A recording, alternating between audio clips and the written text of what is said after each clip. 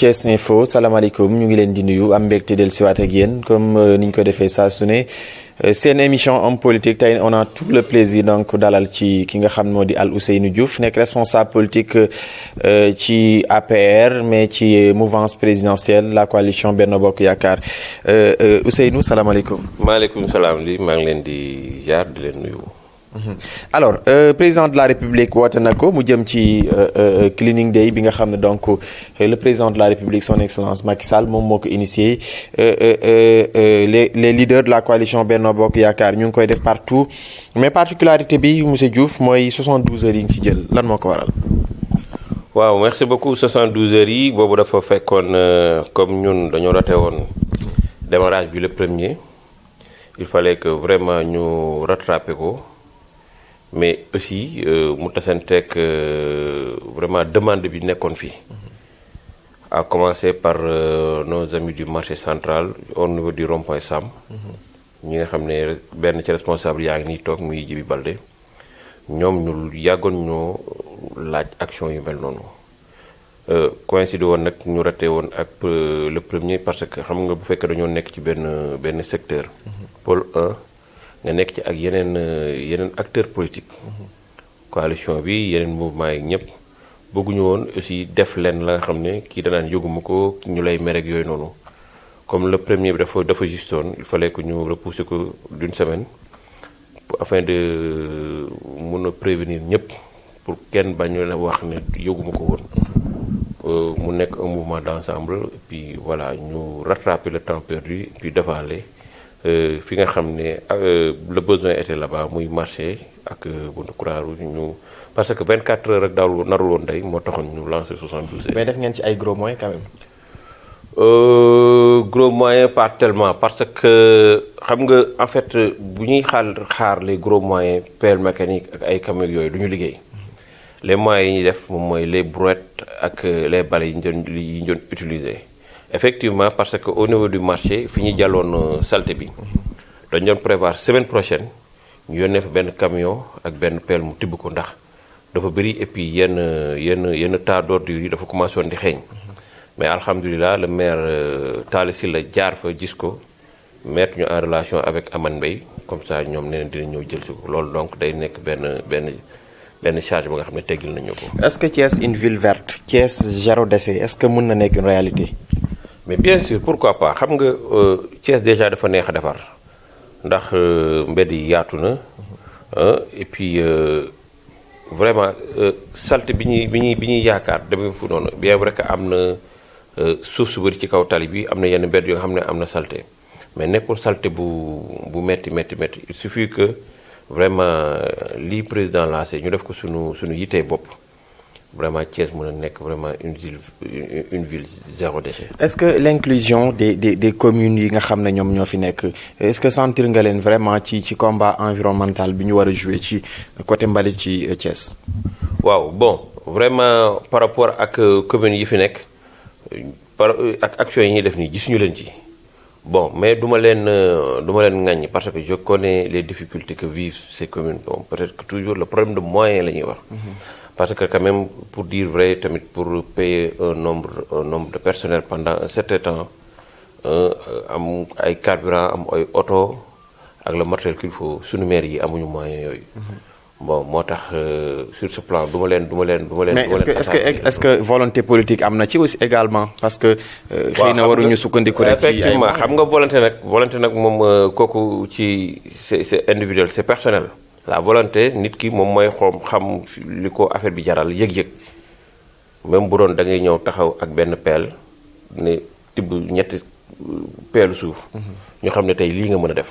kooku nag moom c'est personnel kooku moo tax nit ku nekk yaay am sa engagement bopp ak sa détermination bopp parce que ñun li ñu def tey jii nii vraiment ça dépasse nos objectifs ndax bu ñu doon xaar ay moyens duñ ko def.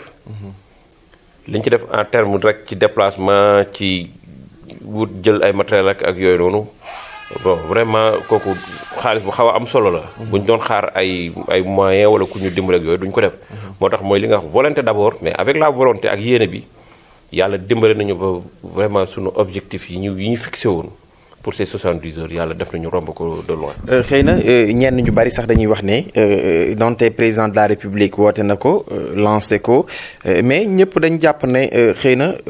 continuité bu amoon ci mbir mi dina nekk lu am solo mais def ko tey après toogaat 4-5 mois doo ko def est-ce que véritablement loolu dina nekk mën na tax solution xëy na bi si président de la république séntu mu am ko ci. non bu dee loolu moom du ñu am solution ndax tey jii nii foo bale tey boo toogaatee une semaine day tilim.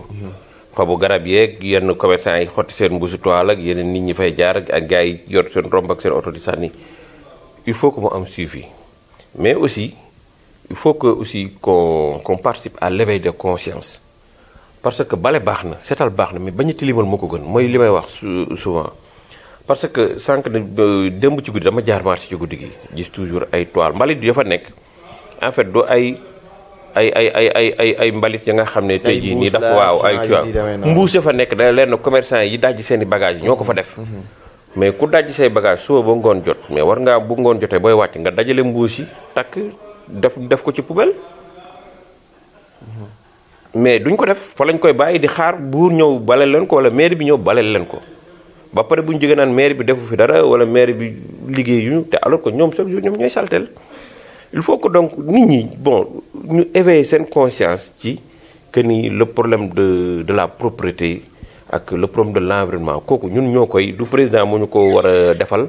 du maire moo ñu ko war a defal ñun ñoo ko war a defal suñu bopp. ndax li ma wax ne toujours saleté bi bu wàññeekoo yàlla musal ñu ci ay feebar te vraiment bu ñu yàlla musalee ci ay feebar hôpital yi dinañ wàññeeku bu baax te bu hôpital yi wàññeekoo développement dina mën a am ndax. lañ doon jël di ko fajoo mën nañ ko dugal feneen. voilà ñu fàttali internet yi Thiès Info que ñu ngi nag ak Alioune Diouf responsable politique ci parti bu président de la République dinañ ñëw ci la coalition Benno Bokk Yaakaar au niveau de Thiès mais dañuy ñëw toujours ci liñ la xamee ci ay activités surtout jëm ci jigéen ñi nga xam ne xëy na Alioune mu ngi leen di jàppale ci ay transformation ci ay formation également réseau des femmes boobu noonu. Seynou naka lay liggéeyee ak ñoom. waaw réseau de femmes boobu kooku lu yàgg la c'est pratiquement presque depuis 2012 ñu nekk ci bon di commencer avec nos petits moyens di dem bon petit à petit on a senti que vraiment femmes yi il faut que ñu formaliser leen d'abord ñu dajaloo wutal leen des papiers administratifs registre de commerce NINEA et tout ça ñu am seen GIE. mais léegi loolu bi ñu ko amee ba pare ñu ne d'abord il faut ñu dem jàngi wuti xam-xam def des formations dans plusieurs domaines aviculture transformation comme ni nga ko waxee savon eau de javel tout gestion des projets leadership féminin loolu yëpp femmes yi def nañ ko bi ñu ko defee ba am xam-xam bi il fallait maintenant passer à la phase pratique ci lañ commencé vraiment avec benn unité bu ñuy waaj a teg sur place bi nga xam ne seen présidente mooy Mati Ndiaye Diène ñu commencé li ñu doon jàng ci savoir di ko mettre en pratique loolu moo waraloon fan yi ci ginnaaw bi fi ministre Oumarou bi ñëwee jaar fa xool yi femmes yi defar vraiment ci wàllu nu mu tuddati gastronomie femmes yaa ngi ci def yu am solo tey jii nii marché bu ñu leen jox mën nañu ko jël mais loolu xam-xam moo leen ko may ak détermination léegi nag li ci des après mooy ñu jàppale leen ñu atteindre ñu am ci yenn marché yi mën a liggéeyal seen bopp vraiment ba mun cee am dara yi nga xam ne dañ ci mën a jëriñ. tàmbali nga ko depuis 2012 mais Alioune kañ nga commencé jàppale le président de la République. waaw maa ngi commencé def véritablement la politique en 2010. en 2010 depuis 2010 tey ñu yegg ci 2020 daanaka 10 ans ci jàppale président de la République mais dafa mel ni Alioune président dafa mel ni ku xaw bàyyi ginnaaw gis ñu ndombal tànk bu mu ko jox te gis nañ activité sociale yu bari yi nga xam ne donc yaa koy def xëy na ay élections jaar nañ fi 2014 ak yeneen mais ba léegi sentiro xëy na ñu bari ñu ngi naan Alioune yàgg na jàppale président dafa waroon am xëy na ndombal tànk bu ko président jox ndax jàppale bu mu koy jàppale ndax ñëw ñooñu di wax loolu bokk nga ak ñoom avis. waaw bon xam nga mooy li ma wax toujours par rapport ak ndombal tànk du sax président koy joxe yàlla moo koy joxe xëy na peut-être dafa am fu mu koy jaarale ci loxol président bu jotee rek yomb te loolu du lu nga xam ne dañ ko def comme objectif ndax ñoo ngi lekk ñoo ngi naan ñoo ngi faj suñuy soxla activités yi ñu def yëpp ñoo koy financer suñu bopp. ñenn ñi ngi wax ne dafa am ñu fi nekk di def genre bara sa diggante ak président. waaw mais non je ne pense pas xam nga kooku moom bon peut-être que avec dans le milieu de la politique di nga dégg lu ne. mais je ne pense pas que ni loolu am na parce que mooy comme ni ma la wax lu ñu la baare lu yàlla dogal nit mënu laa baare. 2014 demoon nga élection. demoon nañu élection bien sûr. waaw bon par rapport à ça toujours damay wax ne ñun. da ngeen a dem lajj ci élection yi. avant lajj bi sax dinaa ci ñëw tuuti. par rapport ak sa première question conviction la ñuy doxee. conviction ak engagement ak boo xoolee bénévolat ci lépp lu ñuy def parce que buñ ci doon xaar ndombal tànk découragé nañ buñ ci doon xaar jaajëfu nit ñi découragé nañ mais comme li ñu la wax engagement la ak bëgg suñu dëkk jëm kanam ndax dëkk dafay soxla ay doomam ñu koy représenter partout pour lan dëkk bu mën a jëm kanam moo tax sur ce plan xaaruñ ci dara lu ñu ci fekk nag ñu xam ne wërsëgu suñu borom la. bénévolat bi est-ce que poche yi dina ko fekkee parce que bu fekkee yaa ngi continuer def social te xëy na amut lenn loo xam ne mën nañ la ci jox nga ciy tibb di def ci nit ñi est-ce que bu yàggee également banque loxo du mujj am. dañ ci dem ak xel bu dal def li ñu mën bañ a song lu ñu bañ a diggee lu ñu mënul. ndax c'est ça le problème des politiciens toujours dañ naan waxi politicien la maanaam dañuy wax toujours lu ñu dul def et les gens boo leen toppee effectivement di nga dugg ci loo mënul mais kuy def da ngay def li nga mën lii wax nañ la tel programme nga ne mënuguma ko lii mën naa ko ma def vraiment ci loolu lañ ci système boobu la ñuy doxee des fois sax ñu yàlla dimbali ñu am yéene yàlla moo koy mottali yàlla indi xéewal ñu def ko te alors que yàlla xam ne bi ñu ko wax mënuñu ko woon moo tax yéene moo am solo et puis voilà comme li ma la wax li ci des nag nga bañ a joxe yenn engagement yu bëri yi ba moyens yi ñëw daal. naka nga jàngatee la situation politique de Benno Bokk Yaakaar à Thiès ndax jàpp nga xëy na cohésion sociale bi ñuy xaar ci parti bi ni ko président de la République sàkko ndax véritablement loo noté la ci parti bi à Thiès. bon j'avoue que am na vraiment sur ce plan. lu bëri la nga xam ne ñoo ngi ciy sant yàlla la nga xam ne defaru na par rapport ak auparavant. mais am na ay couac aussi. mais mënu ci ñàkk. fan la couac yooyu nekk. mënu ci ñàkk mooy couac moom mooy au niveau des entités ak mode de gestion clanique bi ñuy sentir que ñu bàyyi ko. ñu rataxal diggante yi. si ci ñi jiite la loolu ci ñi jiite la nekk wala. bon du ma wax ci ñi jiite ndax souvent dañuy wax naan buur aayul dag yaa ñoo aay souvent da nga koy dégg te effectivement parce que y a des gens ya nga xam ne ñoom toujours ils préfèrent diviser pour mieux régner wala boog pour garder dans un certain cercle seen leader. bëgguñu mu excuse-moi mu collaborer ak yeneen nit ñi alors que loolu. luy gën a fragiliser parti bi la. te fragilisation boobu noonu dafa lu am la ci parti bi. non lu am la effectivement kenn mënu ko nëbb lu am la mais man personnellement. bu ma doon analyse yi nga def fan nga yaakaar ne foofu loolu fa la jógee. non parce que ñenn ñi ñu ngi wax ne entre Augustin le coordonnateur départemental ñii ne ñaari clan moo fi am le clan de Augustin ñii di chercher clan ak le ministre Ndeye Tické Ndiaye Diop. jàpp nga ne xëy na ñaari camp yooyu noonu ni ñu koy waxee yow sentir nga ko. non gis nga clan yooyu Bokk Yaakaar. gis nga clan yooyu sax daanaka amatul je te dis la vérité. mais amoon na quand même. moom laa lay wax moo tax ma ne la amatul gis nga clan yooyu noonu ñun bokkoon nañ ci ñu ko doon dundal du temps bu njëkk ba. clan wu Thierno waa kër Thierno waa kër Augustin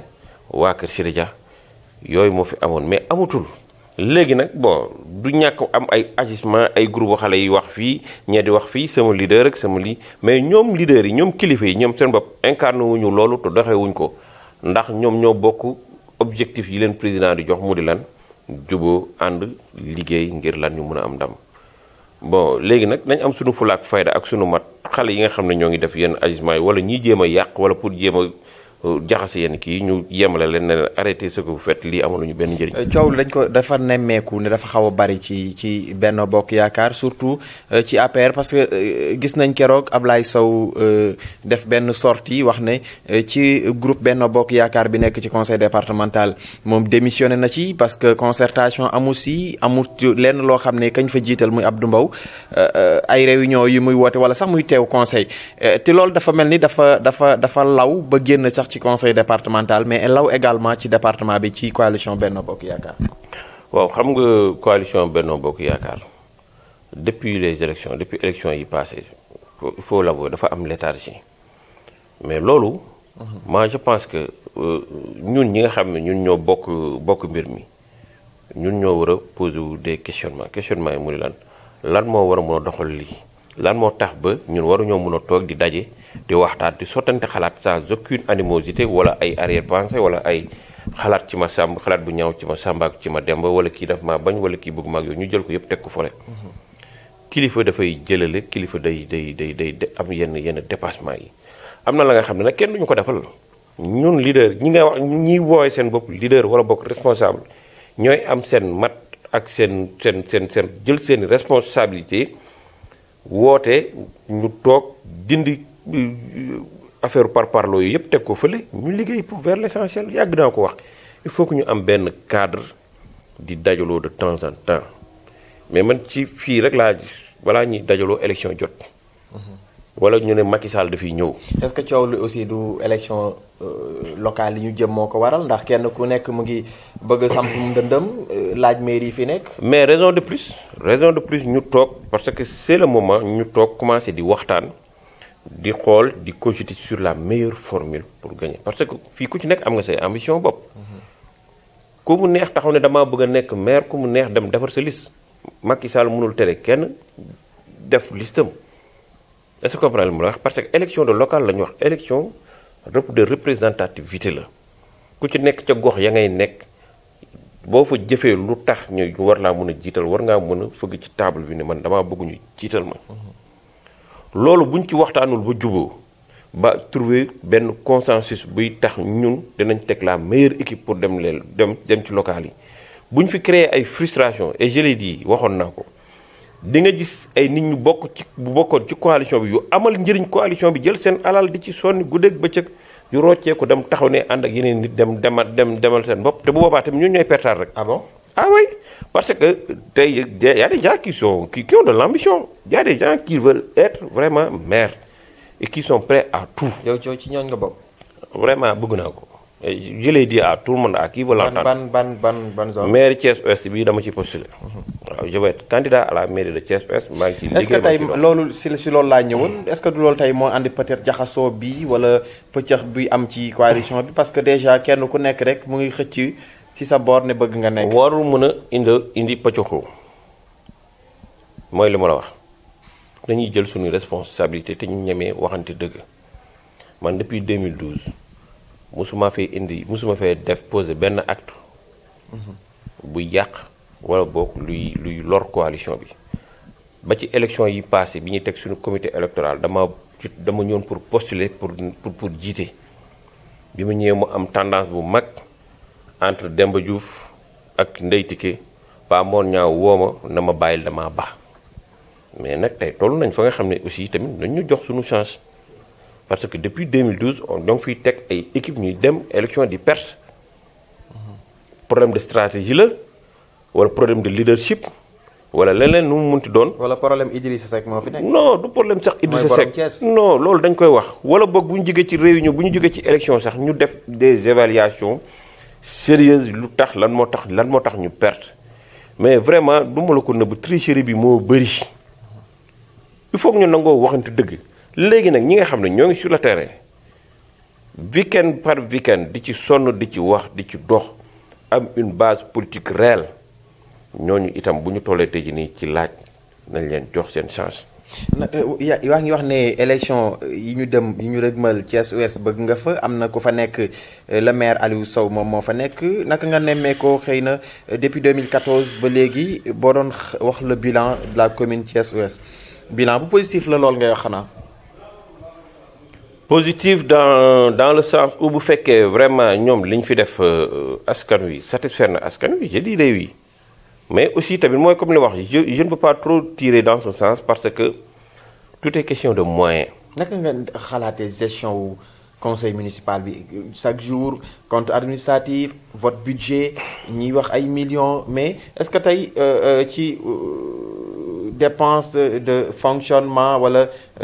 yi nga xam ne moo war a dem ci askan wi ndax jàpp nga ne conseil municipal bu Thiès Ouest moom li mu waroon a def mu ngi koy def à 100% ci mbir mi. Bon j'avoue que pour vous dire vrai que ni conseil municipal Thiès Ouest suivre ma ko de avec une certaine manière ba mu war ko mën a juger. ça les réalisations nag. Bon les réalisations gisuma lu ñu fi réaliser parce que comme li ma la wax bon à part gérer bon wax dëgg fa yàlla loolu aussi dinaa leen ko reconnaître gérer yenn espace vert yi ak defar yenn rond-point yi yenn ay banc ak def ko tuuti sécurité def tuuti espace vert loolu def nañ ko fi. te loolu rek nga gis depuis 2014. bon moo tax ma ne la tout est question de moyens parce que tamit bu fekkee seen doole ci loolu la yem loolu la ñuy def bon il faut avouer que nos communes amuñu dara sunu communes yi amuñu. bu ñu génnee seen salaire ñu ngi jot fonds de dotation xëy na leneen loo xam ne à la recherche ñu dem xooli ko des partenaires mais bu fekkee ne. depuis 2014 voilà foofu nga waxee. ay defar ay banc ak yooyu rek loolu nga gis moom. xam nga foofu nga waxee fi nga mujjee wax wuti ay partenaires yooyu noonu foofu moo am solo xam nga en matière d'administration locale doo toog rek di xaar naan ci fond di base ci fonds de dotation de concours fonds de dotation concours ak ci sa budget yi du dara mais il faut aller chercher des partenaires. Parce que kooku c'est la yoon moo ko mayee mode de gestion collectivité locale may na un maire mu dem wuti ji ay partenaires pour développer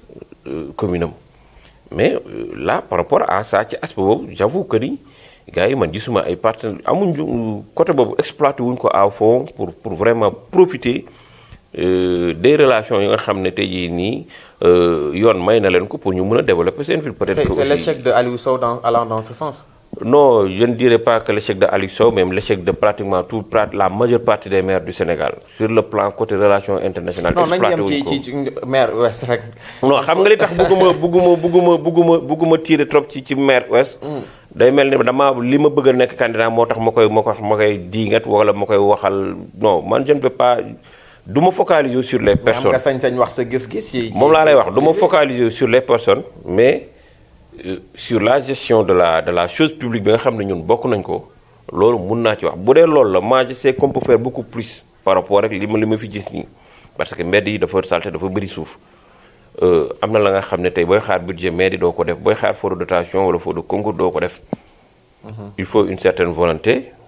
et puis il faut aussi des relations il faut exploiter les relations yoon may na leen ko ñu dem wuti ji ay relations ñëw indi ay camions dem wut ay partenaires. teg fi ay def fi ay mbir ya nga xam ne tey jii nii askan wi da ciy gis seen bopp nañ ko exploiter. bañ a toog di xaar. voilà sama dernière avant dernière question dafay jëm ci lan mooy nekk kàddu gi jëm ci mouvance présidentielle bi surtout à Thiès muy la coalition Benno Bokk Yaakaar. kàddu bi mooy di lan nañ waxante dëgg te ñu bañ a naxante bu njëkk ba dañuy ñëw rek ñii xool waaw ma sàmba ma demba nangam jiital leen. buñ ko defaatee les mêmes causes vont produire les mêmes dégâts perte rek la ñuy def ñàkk élection ndax y a des gars nga xam ne da ngay bokk ci coalition bi frustré dem croiser seen bras bu ñu wootee réunion ñëw taxaw mais si suuf liggéey ñu dañuy dem sax yàq ndax dañoo frustré mais nag bu ñu dajaloowee magum jëm du nax boppam bu ñu dajaloowee waxante dëgg ku ci nekk bu ñu la waxee dëgg di nga xam ne wax nañ la dëgg.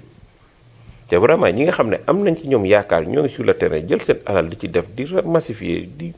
dajale ñu bañ leen reléguer au second plan jox leen seen gëdd ñu mën a dawal mbir yi bu ko defee ñi ci des ñëw jàpp ci parce que il suffit pas que l'intérêt n'est pas que Ousseynou Diouf nekk maire wala keneen nekk maire ñun li ñu bëgg moom mooy tant soit peu ñu gagné fi benn commune wala ñaar wala gagné commune yëpp. ku munti nekk maire baax na Ousseynou Diouf peut avoir des ambitions ñu dem ba au bout ñu waxtaan Ousseynou xam ne lii mooy intérêt coalition bi lii mooy intérêt fi ñu bokk Ousseynou Diouf bàyyi ay ambitions pour l'intérêt de la coalition c'est bien possible moi je ne me focalise pas en tant que pour bëgg a nekk maire mais je me focalise parce que dama gis ne je suis un meneur d'homme te vraiment bu ñu ma jiitalee man du ma tëdd di nelaw dinaa jëkkati nit ñi ñu jug liggéey lu yàlla dogal nag ñu xam ne après lii la yàlla dogal. mais nag li may bañ moom mooy vraiment doo liggéey ba pare élection jot nga ñàkk ko ba pare naan da ngay mer te alors que yow xam nga ne liggéeyuloo moom laay wax ça c'est de la tricherie mais nañ liggéey bu ñu liggéeyee nag après def ci waslu suñu àq bu ñu yàlla xañee sax ñu xam ne yàlla moo ñu xañ. mais nag nañ jug ñu liggéey ñu bañ a naxante te ñu waxante dëgg. coow li jëm ci ñetteelu mandat président de la république du ma wax waaw du ma ne déet ñetteelu mandat bi jàpp nga ne lu mën a nekk la bu fekkee ne constitution bi sax xëy na jàpp ñenn ñi jàpp nañ ne jox na sañ-sañ président de la république ngir mu laaj ñett moom balaa ngaa tontu dañ koy bañ ci Sénégal. non bañuñu ko ci tontu mais li moom ci boppam mi nga xam ne moom moo jiite réew mi. wax na ci wax ju leer da nga xam ne parce que xam nga tamit politique boo ci nekk da ngay étudier ko moom li ko soxal moom mooy actuellement réaliser son bilan yeggale mandat